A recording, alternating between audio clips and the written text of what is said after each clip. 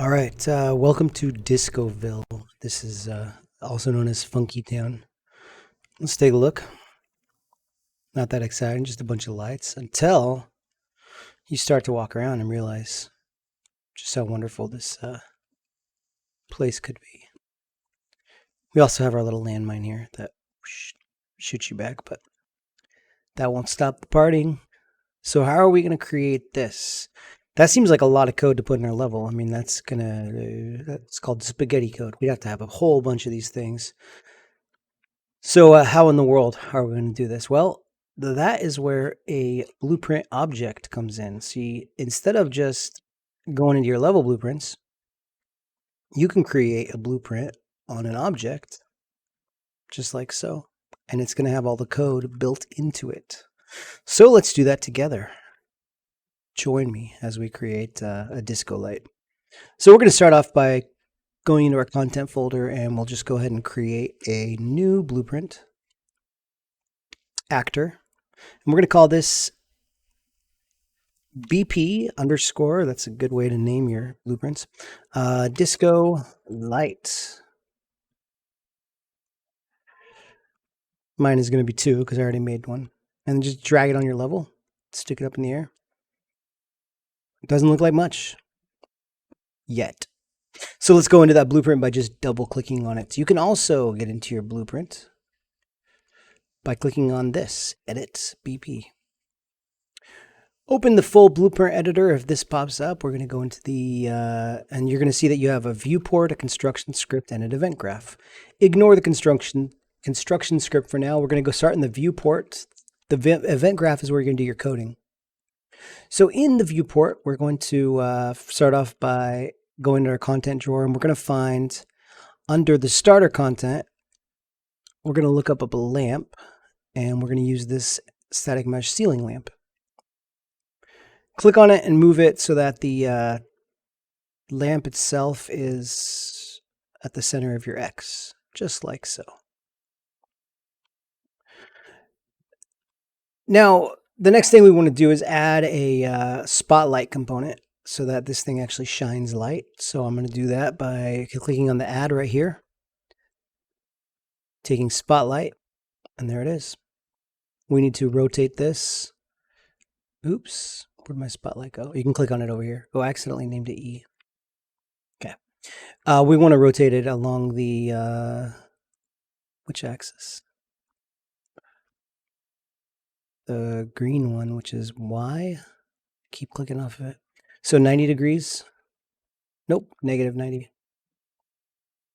Okay. And I might adjust my cone a little bit narrower. And I'm going to bring the intensity way up. And what I actually did on my level is I made it dark by just doing Control L and made it spun this around until it was just at sunset. So again, that's Control L. Yeah, because you want to be able to see this. So now when you dragged that one you created on your level, it should look something like that. You should see the light. If you can't, you got to bring the intensity up on the this thing. You might even have to add some more if you need to. Okay, so let's see here. Now that you have it, you can make a copy of it, and it will actually have all that stuff put together. So I'll turn my snaps on here. And I think I put it 200 apart, just like that. Let's do 3. Yeah. Okay, so let's go into the actual code for this. Oh, you know what? Before we do that, we got to add one more component, and that is I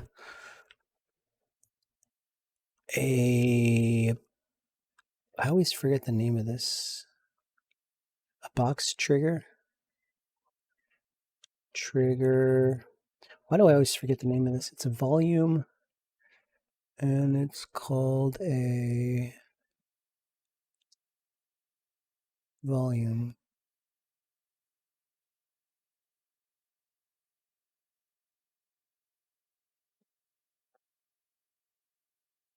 Oh, box collision. Okay. We're going to add that. Oops.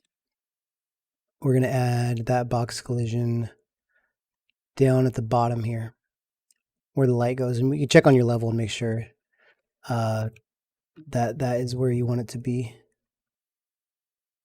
And make it bigger. So if you're in here, it's party time. All right. Now that we have that box trigger, go into your event graph and drag it in. No, right click on it. Add an event that says on actor, begin overlap. And we're going to say that our lamp, spotlight, and right now we're in the event graph. By default, let's say that the spotlight is not visible. And then we'll just say, drag it in, drag out, type in visible, is visible. No, set visibility. That's the one you want to do. And set it to true right there.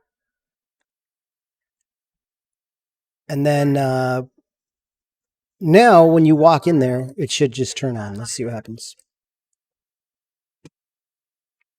Ka-chink, ka-chink. There we go.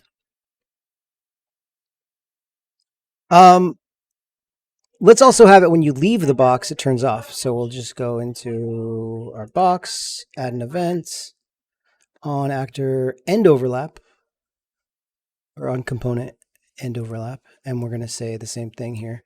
Copy paste. And we'll just uncheck that box. Okay, let's see if it works. This is so exciting. Hey, it turned off. Okay. So now that we have the basic structure set up, it's a party light, so we want to have a little fun here. We're going to have this thing pick some random colors. So let's also drag out a spotlight and type in color, and we're going to set the light color. And the new color is going to be, and you can see that our color is made up of 0 to 1 red, 0 to 1 green, 0 to 1 blue. So here is what we're going to do. We're going to right click on this new light color and split this pin structure so we can see them all. And we're going to choose a random float. We'll talk more about what those are later. And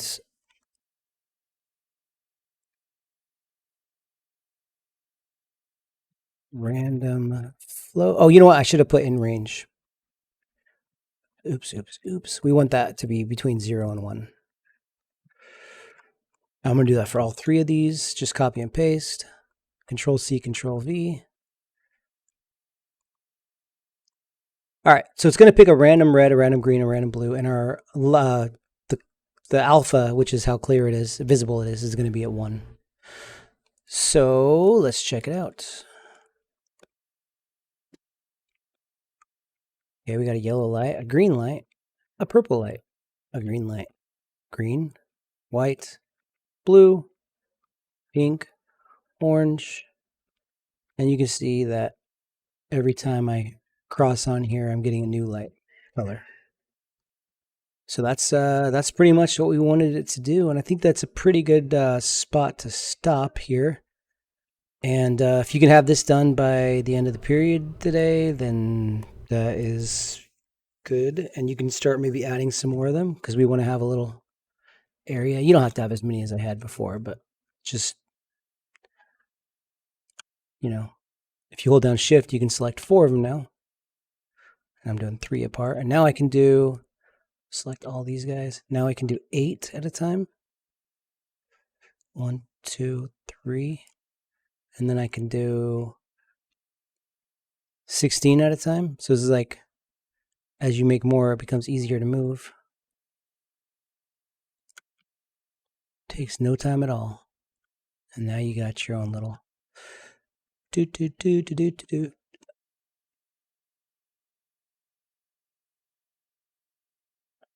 Maybe they are too far apart. I'm going to go a little crazy here. And I'm just going to...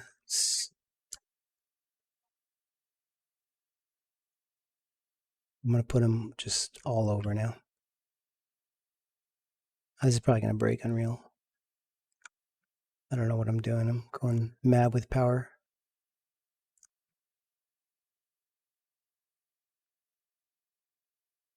Okay, let's hit play. I mean, we haven't broken Unreal. It's actually not doing too bad. Cool colors.